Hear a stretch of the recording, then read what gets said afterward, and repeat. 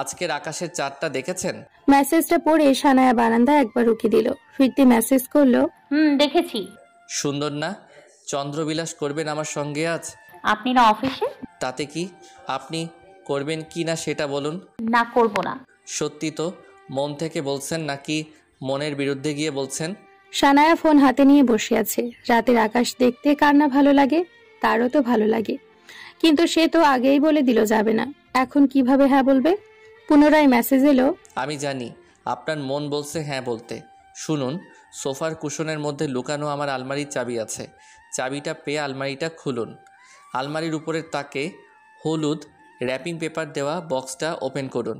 তারপর বাকিটা আপনি বুঝে নেবেন। আর হ্যাঁ, আপনার হাতে সময় মাত্র 1 ঘন্টা। তৈরি হয়ে থাকুন, আমি আসছি। সানায়া মেসেজটা পড়তেই মাথা একবার চক্কর দিল তার। যে গিফট বক্স হাজারবার চেষ্টা করেও সে দেখতে পারেনি লুকিয়ে রেখেছে, আর আজ সেই মানুষটাই সে গিফট বক্স দেখার পারমিশন দিচ্ছে। ওনার কি মাথা ঠিক আছে? সানায়া দেরি করলো না, চাবি খুঁজতে গিয়ে চাবি পেয়েও গেল। উৎফুল্ল মনে আলমারি খুলতেই চোখ পড়লো হলুদ রঙের পেপার র্যাপিং দিয়ে মোড়ানো বক্সটার উপর। বক্সটা দেখতে মোটামুটি সাইজের। কি আছে এতে? ওপর থেকে নাড়িয়ে চাড়িয়ে বোঝার চেষ্টা করলো। কি থাকতে পারে এতে? কিন্তু হায়, কিছুই বোঝা গেল না। আচ্ছা, উনি কি আমায় কোনোভাবে বোকা বানাতে চাইছেন? কি করব? খুলবো বক্সটা? আরে যা হবে হোক, আগে খুলে তো দেখি। কাঁচি দিয়ে খুব সাবধানতার সাথে সানায়া প্যাকেটটা খুললো। পুরো একটা গিফট প্যাকেজ। ভীষণ অবাক হলো মেয়েটা। শাড়ি, চুড়ি, খোপার ফুল, টিপ। মুখে হাত দিয়ে বসলো সে। আনমনে বলল, এগুলো কার? ফোনে মেসেজ এলো। পেয়েছেন? সানায়া জলদি ফোন হাতে নিয়ে নাম্বারে কল দিল। ওপাশ থেকে ফোন সাথে সাথে কেটে দিয়ে মেসেজ এলো, দুঃখিত, মিটিং এখনো শেষ হয়নি তাই কল রিসিভ করতে পারলাম না। মিটিং রেখে আপনি মেসেজ করছেন? ভাইয়া কথা বলছে এখন, তাই আপনাকে সকলের অগোচরে মেসেজ দিচ্ছি। শুনুন যা বলছি, ঝটপট তৈরি হয়ে নিন তো। গিফটগুলো আপনার, আর কোনো কথা নয়। আপনি তৈরি হন, আমি আসছি। বাই দ্য ওয়ে, শাড়ি পরতে পারেন তো? না পরলে ভাবির থেকে হেল্প নেবেন। আমি পারি। গুণবতী মেয়ে, রাখছি। আল্লাহ হাফেজ। ফোন রেখে সানায়া পুরোপুরি মনোযোগ দিল শাড়িটার দিকে। হাতে নিয়ে নাড়িয়ে চাড়িয়ে দেখলো কয়েকবার। কি মনে করে যেন আয়নার সামনে দাঁড়িয়ে নিজের কাঁধে রাখলো শাড়িটা। আয়নায় নিজেকে কয়েকবার পরখ করে বলল, পুরুষ মানুষের পছন্দ এত সুন্দর হয় আগে জানা ছিল না তো। কোথায় যাচ্ছ তুমি মা? তোর ছোট মামার বাসায়। আচ্ছা ওয়েট, আমিও রেডি হয়ে আসছি। না, কেন? আমি একাই যাচ্ছি। মানে কি, তুমি একা যাচ্ছ? এটা কেমন কথা? হ্যাঁ, আমি একাই যাচ্ছি। আজমিরা ব্যাগ হাতে নিয়ে ঘর থেকে বেরিয়ে গেলেন। শায়লা পেছন থেকে কয়েকবার ডাকলো, কিন্তু তিনি দাঁড়ালেন না। ঘর থেকে বেরিয়ে তিনি রান্নাঘরের দিকে গেলেন। শারমিন বেগম রান্নার আয়োজন করছেন। আপা, রান্না থেকে মনোযোগ বিচ্ছিন্ন করে আজমিরার দিকে তাকালেন তিনি। কোথাও যাচ্ছ ভাবি? আজমিরা আচমকা শারমিন বেগমের দুহাত ধরে বললেন, সকালের বলা কথাগুলোর জন্য আমি অনুতপ্ত আপা। না বুঝে না চাইতে ভুলে ফেলেছি। আমাকে ছোট বোন হিসেবে মাফ করে দিও। শারমিন বেগম হাত ছাড়িয়ে আদর্শরা ভাত রাখলেন মাথায়, বললেন, ধুর বোকা, ওই কথা কি আমি এখনো মনে রেখেছি নাকি? তখনই ভুলে গিয়েছি। আর তুমি তো কিছু ভুল বলনি। সত্যি তো, আমি আমার মেয়েদের মন কখনোই বুঝিনি। তাদের মতামতের বিপরীতে কাজ করেছি। ওই কথার জন্য কেউ মাপ চাই? তুমি তো আমার বোন, বোনের কাছে বোন মাপ চাইতে নেই। ঠিক আছে আপা, তবে আমি সত্যি অনুতপ্ত। আমার কথাগুলো বলা উচিত হয়নি। আপা, মনে কষ্ট পেয়েছো অনেক, তাই না? না, একদম কষ্ট পাইনি। সত্যি কথা বলতে কিসের কষ্ট? তবে এখন কষ্ট পাচ্ছি এই যে তুমি বারবার নিজেকে দোষী করছো। অপরাধ না করেও নিজেকে অপরাধের কাঠগড়ায় দাঁড় করাচ্ছ। এই বিষয়টাতেই কষ্ট পাচ্ছি। খবরদার ভাবি, নিজেকে দোষী মনে করবে না। যা সত্যি তাই বলেছো তুমি। আচ্ছা, তোমার হাতে ব্যাগ কেন? কোথাও যাচ্ছ তুমি? ছোট ভাইয়ের বাসা থেকে ঘুরে আসে কিছুদিনের জন্য। ও, তা শায়লা কোথায়? ও রেডি হয়েছে? না, ওকে সাথে নিচ্ছি না। শারমিন বেগম অবাক হলেন। বরাবরই তিনি দেখেছেন শায়লাকে মেয়ে হিসেবে পাওয়ার পর আজমিরা কখনো একদিনের জন্য হলেও মেয়েটাকে কাজ ছাড়া করেনি, অথচ আজ বলছে শায়লা ছাড়া সে ভাইয়ের বাড়িতে যাবে। আমি আছি আপা। হাসি মানে কি? তুমি শায়লাকে ছাড়া থাকতে পারবে? কখনো থেকেছো?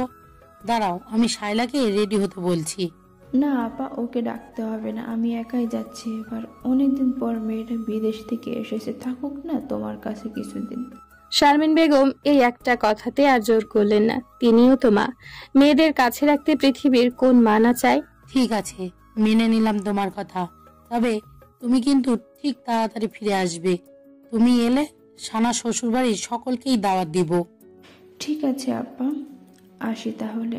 আজমিরা আর দাঁড়ালো না। আজমিরা যেতেই শারমিন বেগমের মুখটা কেমন ফ্যাকাশে হয়ে গেল।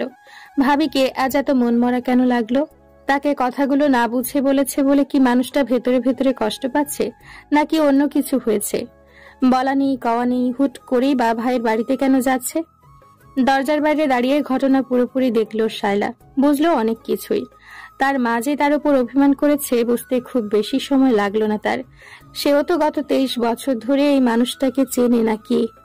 মায়ের রাগ অভিমান সবকিছু তার চিরচেনা। পেছন থেকে শায়লা আস্তে করে বলল, কতদিন রাগ করে থাকতে পারো আমিও দেখব। তোমার রাগ আমার উপর কখনোই টিকবে না। এই জায়গাটাতে তুমি ফেল। ভাগ্য করে পৃথিবীতে দুটো মা পেয়েছি। আমার মতো ভাগ্য এই পৃথিবীতে কজনের হয় যার দুটো মা আছে? যতই রাগ করো, অভিমান করো, দিন শেষে আমি তোমার মেয়ে, তুমি আমার মা। তোমার জায়গাটা আমার জীবন থেকে কখনো হারাবে না, কখনো না। শায়লা এক দৌড়ে ছুটলো বারান্দায়। উকি দিল গাড়িটা ছেড়ে যাবে মাত্র। চেঁচিয়ে বলল, অভিমান করলে ফিরে এসো মা, তোমার মেয়ে তোমার অপেক্ষায়।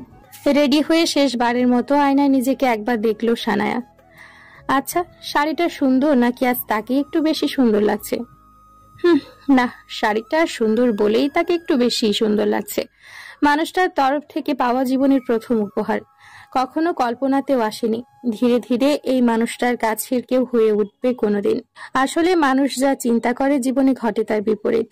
নিজেই নিজেকে বলল, আচ্ছা, আপনার দেয়া শাড়িও পরেছি, চুড়িও পরেছি, কিন্তু টিপ ওটা তো পরিনি। প্রেমিকার কপালের বাঁকা টিপ ঠিক করে প্রেমিকরা তাদের অনুভূতি ছুঁয়ে দেয়, কিন্তু আমরা তো প্রেমিক প্রেমিকা না, আমরা তো হাজব্যান্ড ওয়াইফ। আমাদের গল্পটা না হয় একটু ভিন্নই হোক। টিপ ছাড়া সাজ, টিপের পরিবর্তে আমি চোখে দিয়েছি কাজল, এটুকুই না হয় থাক। হিজাবের পেছন দিকটা আরেকবার পরখ করে দেখে নিল ঠিকঠাক আছে কিনা। ফোন হাতে নিল, আরাফের কোনো কল বা মেসেজ এলো কিনা তা দেখার জন্য। ঘড়ির দিকে তাকিয়ে দেখলো 1 ঘন্টা হতে এখনো 13 মিনিট বাকি। সে পুরোপুরি রেডি হয়ে নিচে এলো। আরাফের মেসেজ পাওয়ার থেকে শুরু করে রেডি হওয়া অবধি তার একবারের জন্যও মনে হয়নি বাড়ির এতগুলো মানুষকে সে কি বলবে। কিন্তু নিচে নামতে সে আপাতত সেখানে কাউকেই দেখলো না। কোথায় গেল সবাই? আশেপাশে তাকিয়ে কোথাও কাউকে পেল না। অথই রুমের দিকে যাবে বলে পা বাড়াতেই ফোনে কল এলো। রেডি আপনি? জি। বাইরে অপেক্ষা করছি, চলে আসুন। ঠিক আছে, একটু অপেক্ষা করুন, আমি বড় ভাবিকে বলে আসি। আসলে ড্রয়িং রুমে কাউকে দেখতে পাচ্ছি না, এত রাতে বের হব, কাউকে জানিয়ে আসা উচিত। কাউকে জানাতে হবে না, আপনি চলে আসুন, আমি বলছি চলে আসুন। কিন্তু আসুন বলছি। গাড়ির কাছে যেতে আচমকা চোখ বেঁধে ফেলল কেউ। আরে কি হলো, কে আপনি? এভাবে চোখ পাচ্ছেন কেন? মেয়েলি কণ্ঠে কেউ বলল, ম্যাডাম গাড়িতে উঠুন। আরে আপনারা কে? এভাবে হাত ধরেই বা রেখেছেন কেন? আমার চোখ খুলুন। ম্যাডাম আমাদের কিন্তু মুখ বাঁধারও অর্ডার আছে, অতিরিক্ত মুখ চালালে মুখ বাঁধতেও আমরা বাধ্য হব। আপনি গাড়িতে উঠুন। আজব। কেউ একজন ফোন কানের কাছে ধরলো সানায়ার। আপনি তো সাহসী মেয়ে, ভয় পাচ্ছেন কেন? গাড়িতে উঠুন, মেয়ে আপনাকে নিরাপদে নিয়ে আসবে। আপনি? ওপাশের কল বিচ্ছিন্ন হলো। শোভন বলল, ভাবি তো বুঝেই গেল তুই, তাহলে আর সারপ্রাইজ থাকলো কোথায়? মানুষের মনে আতঙ্ক সৃষ্টি করাকে সারপ্রাইজ বলে না। এই চোখ মুখ বেঁধে আনার আইডিয়াটা তোর। আমার এখনও কিছুটা কাজ বাকি, তা না হলে তাকে আনতে আমি নিজেই যেতাম। বলবো এক গল্প কথা, বলবো গল্পের চাদরে মোড়ানো দুটো মানুষের কথা। একজন আমি, আমির আরাফ খান, অন্যজন তুমি, সানায়া রহমান। না চাইতেও সময়ের ব্যবধানে একসঙ্গে পথ চলার তীব্র ইচ্ছা জেগে ওঠার এক ভিন্ন গল্প। আমাদের দুজনের দুটো জীবন এক সূত্রে বাধা পড়ার দিনটার কথা মনে পড়ে আছে কি? আমি বিয়ে করব না বলে জেদ ধরেছিলাম, অথচ আজ সেই আমি এই সম্পর্কটার একটা নাম দিতে চাই। কি নাম দেওয়া যায় বলো তো? আচ্ছা তার আগে বলো, তুমি কি নিঃসংকোচে এই আমি নামক মানুষটাকে মন থেকে মেনে নিতে পেরেছো? কোনো দোটানা নেই তো? প্রথম চিরকুটটা পড়ল সানায়া। হাতের কাগজটা ভাঁজ করে আশেপাশে তাকিয়ে দেখলো রেস্টুরেন্টের 3rd ফ্লোরে পুরো ফাঁকা। এত নামি দামি একটা জায়গায় মানুষের আনাগোনা থাকবে না, এটা কেমন কথা? তাকে যে মেয়ে দুজন এখানে নিয়ে এসেছে তাদেরও আর কোনো দেখা নেই। শুধু তাকে বললো 3rd ফ্লোরে যেতে, এলো সেখানে, পেল শুধু একটা চিরকুট। সানায়া ঘটনার আগা মাথা কিছুই বুঝে উঠতে না পেরে কল দিল আরাফকে। ওপাশ থেকে ফোন রিসিভ হলো না। অদ্ভুত লোক, ফোনটাও ধরছে না। সানায়া কি করবে এখন? আশেপাশে চোখ দিতেই দেখলো দেওয়ালে ঝুলিয়ে রাখা আরেকটা চিরকুট। হেঁটে গিয়ে দ্রুত হাতে চিরকুটটা খুললো। সেখানে লেখা, পুরাতন একটা গান আছে জানেন, সবার জীবনে প্রেম আসে, তাই তো সবাই ভালোবাসে, প্রথম যারে লাগে ভালো যায় না হোলা কবুতারে। গানটা একটা ভুয়া, বর্তমান সুন্দর হলে জঘন্য অতীত ভুলে যাওয়া সম্ভব। সানায়া চিরকুটটা পড়ে এটাও ভাঁজ করে হাতের মুঠোয় নিল। সবই তো বুঝলাম, কিন্তু আমাকে চন্দ্রবিলাসের কথা বলে এই কোন বিলাস করাচ্ছেন আপনি? সানায়া অধৈর্য হলো। একজন ওয়েটার এসে এক গ্লাস জুস এগিয়ে দিল সানায়ার দিকে। সানায়া কিছু বলতে যাবে তার আগেই লোকটা সেখান থেকে চলে গেল। দূর, আমি টেনশন করে কুল পাচ্ছি না, আর উনি এসছে জুস খেতে। কথা পুরোপুরি শেষ হলো না, চোখ পড়ল টেবিলে রেখে যাওয়া জুসের ট্রের ওপর। দেখতে মাঝামাঝি সাইজের কাগজ, তার পাশে একটা রিং এর বক্স, সাথে একটা চিরকুট। সবার আগে সানায়া চিরকুটটা তুলল। জানি অধৈর্য হয়ে যাচ্ছ তুমি, তাই বেশি টেনশন রাখতে চাচ্ছি না তোমাকে। এটা লাস্ট চিরকুট। তোমার সামনে এখন 2টা জিনিস আছে, একটা ডিভোর্স পেপার আর একটা রিং। তুমি চয়েস করো। যদি তুমি ডিভোর্স পেপার চয়েস করো তাহলে বলবো সাইন করে যে পথে এসেছো ফিরে যাও, আর অপশন 2 চয়েস করলে রিংটা নিয়ে সোজা ছাদে এসো, আমি তোমার অপেক্ষায় আছি। তুই কি নার্ভাস আরাফ? না, ঠিক আছি। তোকে দেখে যে কেউই বুঝতে পারবে তুই নার্ভাস। কেমন ঘেমে যাচ্ছিস দেখ। আরাফ হাত দিয়ে কপালে বিন্দু বিন্দু জমে থাকা ঘামগুলো মুছে বলল, আচ্ছা, ডিভোর্স পেপারটা কি ওকে দেওয়া ভুল হয়েছে? যদি কোনোভাবেও সাইন করে দেয়? আমার মনে হয় না ভাবে ডিভোর্স পেপার সাইন করবে, দেখতে থাক।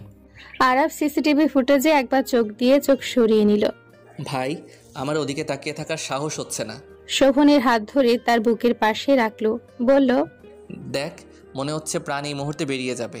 সত্যি বলতে দ্বিতীয়বারের মতো তোর চোখ মুখে কাউকে হারানোর ভয় দেখতে পাচ্ছি। তুই একটু শান্ত হ আরাফ। ভাবে এমন কোনো কাজ করবে না। ভাবিও তোকে ভালোবাসে। তোর সঙ্গে সারা জীবন থাকতে চাওয়ার অনুরোধ যে মেয়েটার কাঁদতে পারে, সে আর যাই হোক, আমার মনে হয় না ভাবি এভাবে পেয়েও হারাবে। জানি না ভাই, তবু আমার ভয় হচ্ছে। ভয় হওয়াটাই স্বাভাবিক আরাফ। তোর জায়গায় আমি থাকলেও ভয় কাজ করতো। একটু ওয়েট কর, দেখি ভাবি কি সিদ্ধান্ত নাই। তুই দেখ, আমার ওদিকে তাকানোর সাহস নেই।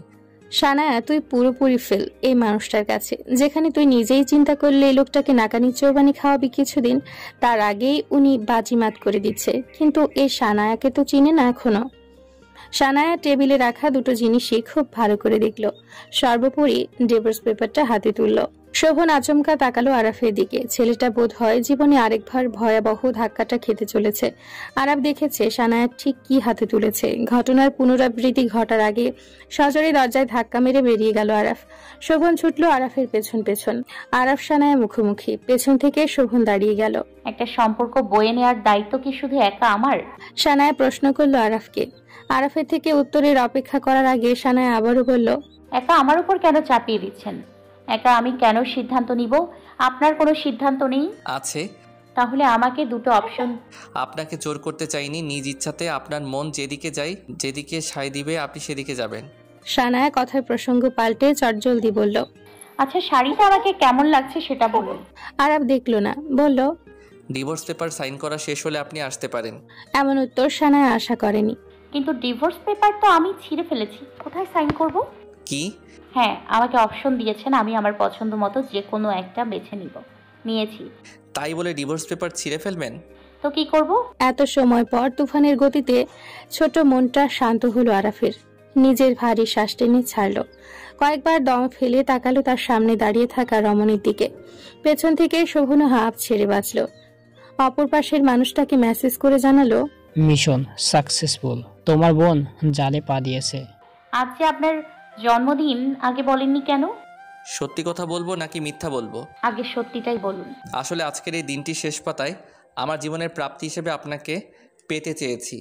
আজকের এই বিশেষ দিনটিতে আপনার অনুভূতি জানতে চেয়েছি।